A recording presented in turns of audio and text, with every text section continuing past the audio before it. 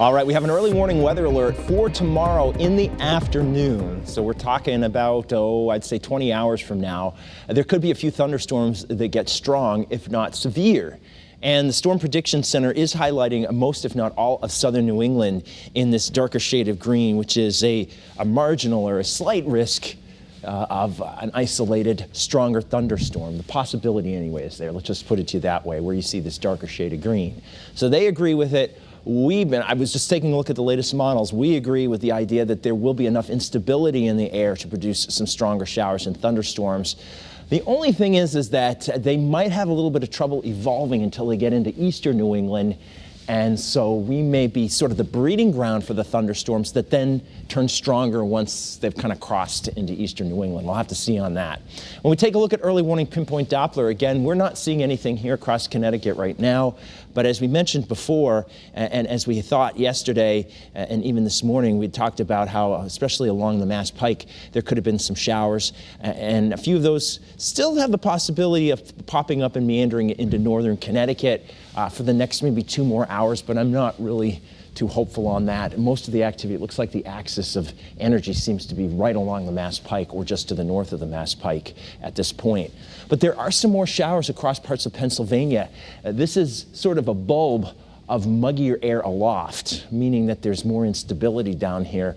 And that leading edge of instability will be coming in tonight and tomorrow morning and might lead to some showers when you're waking up in the morning. So let's go to the Futurecast, tomorrow's weather today, and keep track of the time here. This is our timestamp. So this is the correspondence to time. And when we take this forward, you can see here's 6 a.m. tomorrow. That's when we start to see some of those showers over Pennsylvania coming in. And there could be some heavy downpours with some of these as they're tracking on through. And then they cross on by 9 or 10, they're gone. Then we'll see some sunshine breaking out in between the cloud cover. And what this model is doing is saying there may be enough moisture early enough in the game that we'll start to see some showers sprouting as early as noon or 1 in the afternoon.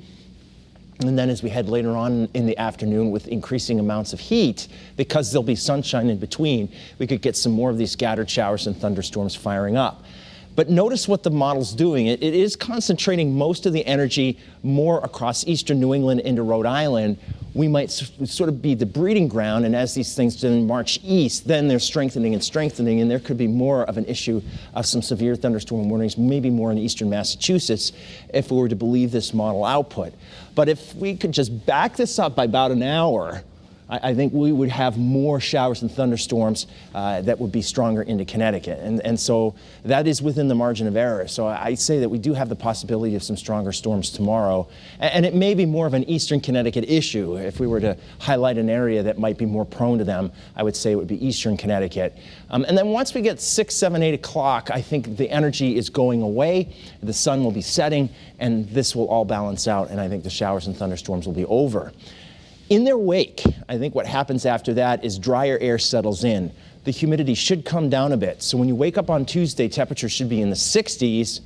And as we go on in time, although we might have some instability clouds during the afternoon on Tuesday, maybe even a sprinkle out of them, I think it's going to be actually a much nicer day because the humidity, the dew point should be in the 50s by this point. That's much more manageable, and we'll have highs in the 80s. So it'll be a much nicer day Tuesday.